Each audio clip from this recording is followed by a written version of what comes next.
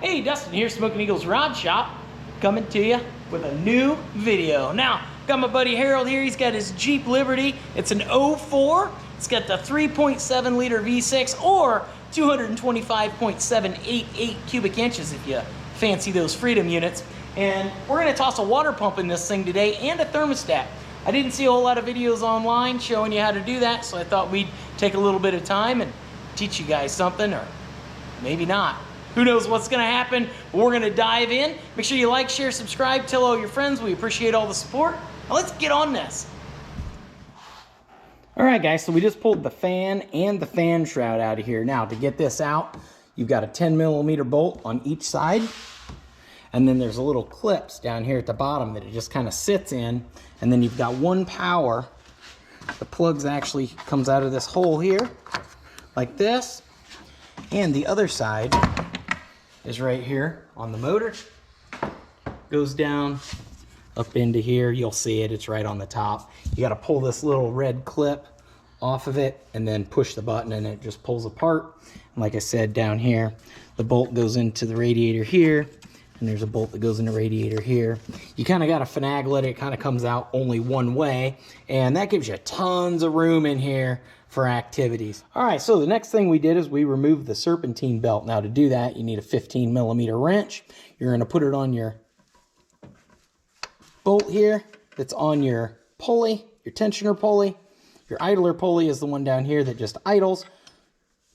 And you can use a wrench, breaker bar, anything.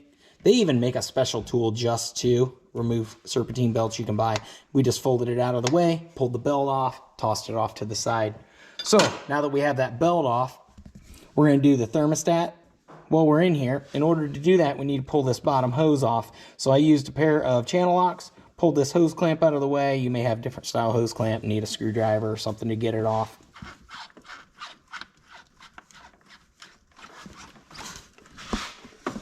There you go. Tip it down into our bucket.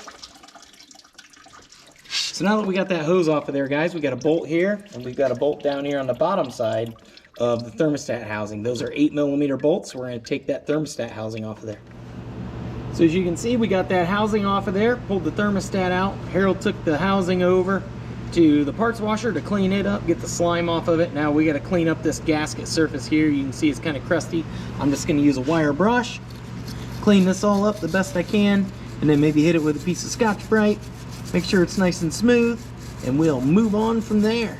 All right, guys, so we got this thermostat housing all cleaned up. We got our new thermostat here, and it has this little tab that has to line up with this little tab in the housing. Now, you don't need gasket sealer, but I always like to be a little proactive and put just ever so slight little bit right on that seal. Doesn't need much at all. Like so. Kind of spread it around. That'll all squish out. That's plenty. And then the same with the top. Once I line this up, slide this right down in here like this. The old interwebs says that this should be torqued down to 105 inch-pounds, which translates to 8.75 foot-pounds. Now, if you've got a torque wrench, you can do that. I've got a torque wrench, and I'm still not going to do that. I'm just going to, tighten it up without breaking it. Because it's the way we roll. And if you're on the side of the highway, you wouldn't have that option. You just have to make it happen. So that's what we're going to do.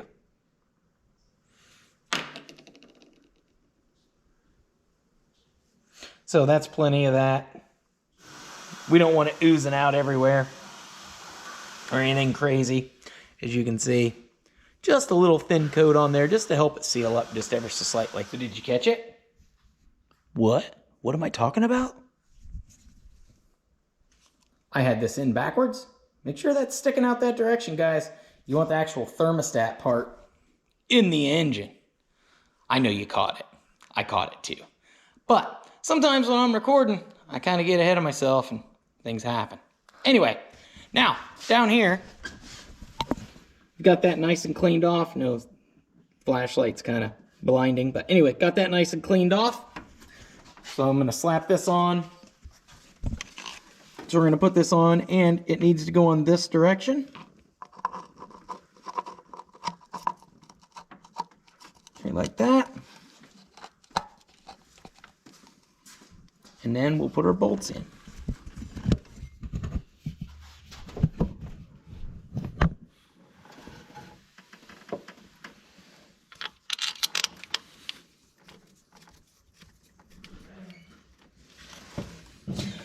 So I put this on going this direction, guys, because that's the way it came off. Don't put it on upside down, because the bolts will line up. All right, guys, so now we can snug it up.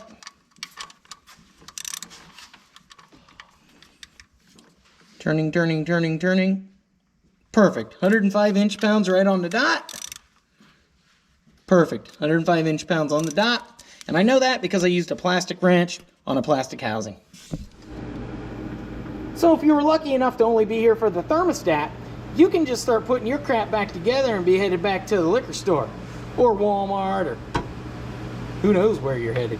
Anyway, the rest of us, we've got to get on this water pump, which kind of sucks, but it's not that bad. First thing we got to do is get this idler pulley off so that we can access these bottom two bolts on the water pump. That's going to be a 15mm socket. And your wrench of choice. Then we just got to bust all these bolts off of this water pump now that we can access these two. And those are going to be a 13mm. Alright guys, so you got two different lengths of bolts. You got these long ones, and then you've got these short ones. Like that. So, in order to remember what goes where, I've removed all the long bolts, and I've left all the short bolts in there. I'm just going to take this permanent marker, and I'm going to mark this hole on the old water pump, and I'm going to mark this hole on the old water pump, and this hole, because I know those take the longer bolts. Now I don't have to try and remember.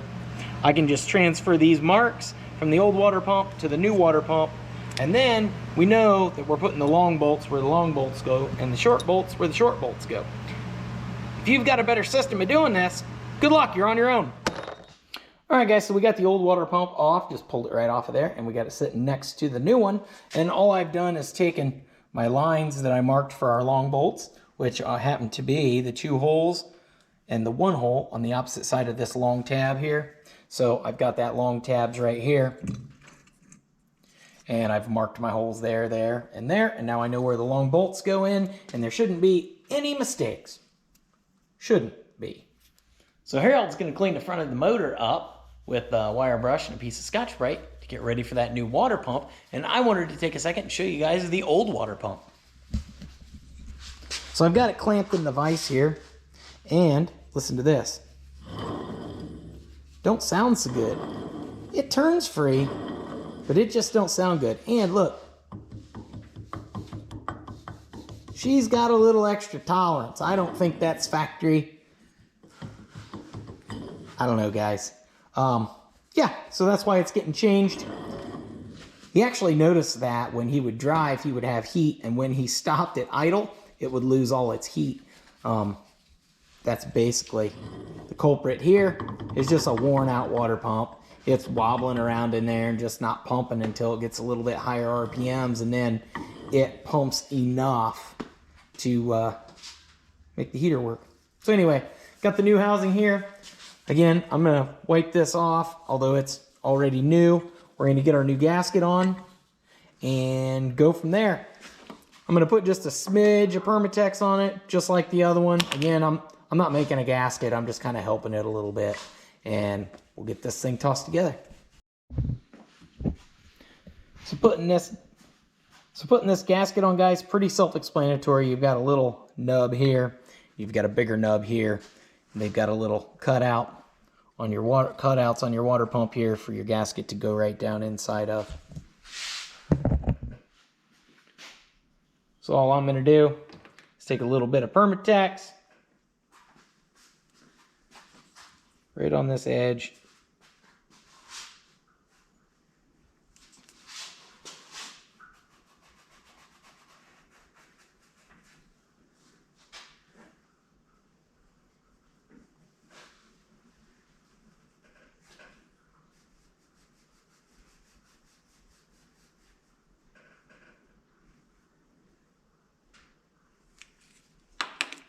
That's plenty.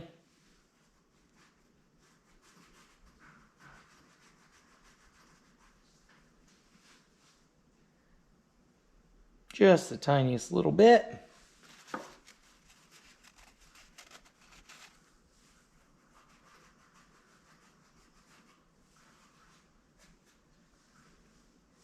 Try not to drop it in the mud before you put it on.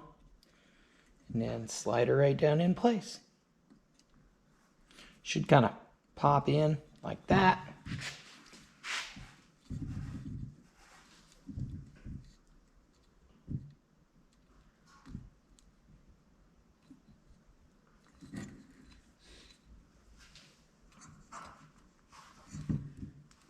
Boom. It almost pops in. You can kind of feel it kind of clip in.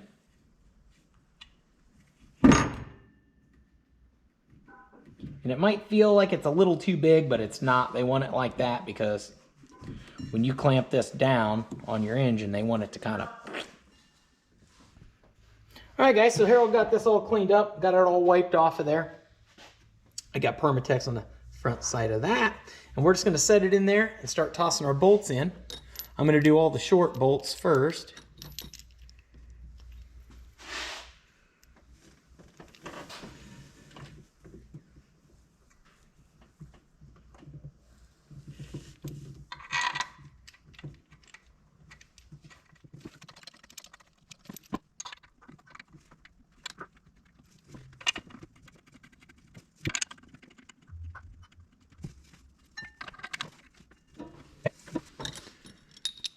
Now for the 3 long bolts, and again, we've marked the holes so we know we're putting them in the right spots.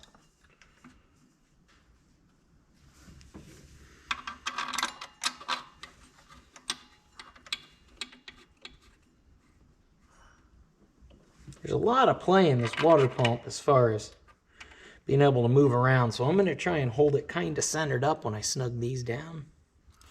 Alright guys, so I got the old torque wrench out here. Now that I got these all hand tight, I'm just going to go around them, kind of crisscross like you would wheels on your car. Crisscross applesauce, or whatever you want to call it. Ring around the rosy. And just start slowly going in. Now this is supposed to be at, what was it, 16 and a half? 16.6. 16.6 foot-pounds, so I just put this torque wrench at 17. That's close enough for where we're going. There's one. Oh, this one ain't even down yet. 16 isn't much when you got this long of a breaker or a torque wrench. So we'll do this one. That one's good. That one's good. That one's good. That one's good. I think I already did this one. There's too many of them. I can't keep track of them all. That one's good. That one's good. I think this is the only one left. Now I'm just going around and just checking them all, make sure I got them all.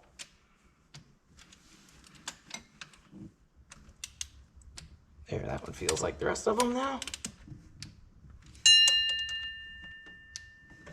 Okay, I'm gonna call that good. We got this hose back on, toss the hose clamp back on it, on the thermostat housing there. And we're just gonna put this idler pulley back on. Perfect. Now we can put our serpentine belt back on, and our belt routing is right here. Before you take them off, I recommend you always look and make sure you got a belt routing somewhere. If you don't, take a good picture so that you can figure it out later. Alright guys, so we got everything buttoned up on here, and it is time to add coolant back to the system. And I recommend you don't use 50-50. I recommend you get the concentrate and mix it yourself, because if you're smart enough to change this water pump, you're probably smart enough to figure out how to mix coolant 50-50. But anyway, I digress. Do whatever you want with your coolant. we're just gonna fill her up, and then we're gonna pressure test this before we bolt the rest of this together. So if we have any leaks, we can address them. All right, guys, so while Harold's filling that up, these engines, or at least this one, has a nice little air purge right here on the top radiator hose going down. It was a 5/16 Allen, and I just pulled that out, and that's allowing the air to get right up out of this motor. And once it fills up to here, then I'm gonna put that plug back in, and then we'll continue to top off the antifreeze. All right, guys, so Harold got the coolant in there. I've got my pressure radiator pressure test kit out here. And if you've never seen me use these before, they're pretty handy. Covers all different cars, so you just have to figure out which cap you need. Get your coolant, your radiator, get it on here. It just locks on right here like an air hose. Boom. You can also rent these from your local store. They're really worth having. Now, you're gonna pump this up to the pressure that's on your cap. This says 18 pounds. So I'm gonna pump this up. Pump it up.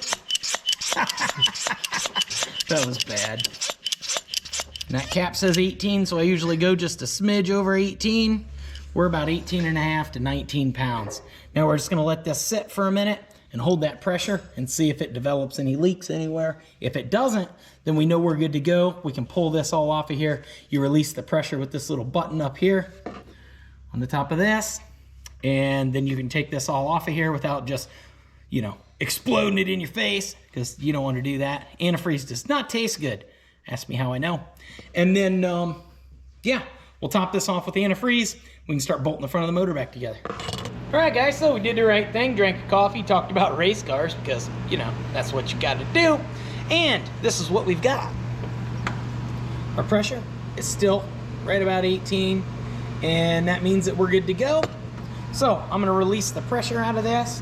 You always want to press this slow, because if you don't, it'll release the pressure so fast it'll shoot coolant right up out of the top and make a mess anyway. Now, the other thing these are really good for, if you don't know, is if you have a leak and you don't know where it's coming from, you can put this on your car when it's cold. You don't even have to start your car up. You can pump it up to the pressure that's on your cap. And again, like I said, I usually go about a half a pound more than what the cap reads. And then you can go with your light and look around your motor and try and find your leak without having scalding hot antifreeze spraying all over you. Now, we'll put this all away. We'll top this off with the antifreeze, and then we'll get the bolt in front of this motor back together. So we got that coolant topped off, got a radiator cap back on there. I also got this plug in the top of here. Now, I think I forgot to mention, guys, that when Harold was filling that up, I just stood here and kind of waited. And once the coolant started to bubble up out of there, we let all the air kind of bubble out. And then once coolant was the only thing coming out, I just took my plug, put it back in, snugged it up, tightened it up, and then we finished putting coolant in there. That should work. Now, if his heater for some reason doesn't work at some point or whatever, then we may have to purge a little more air out of here, but that would be, you know, later. So we'll address that if we need to. But for now, we just need to toss this fan back in and the fan shroud and hook the power wire back up to it.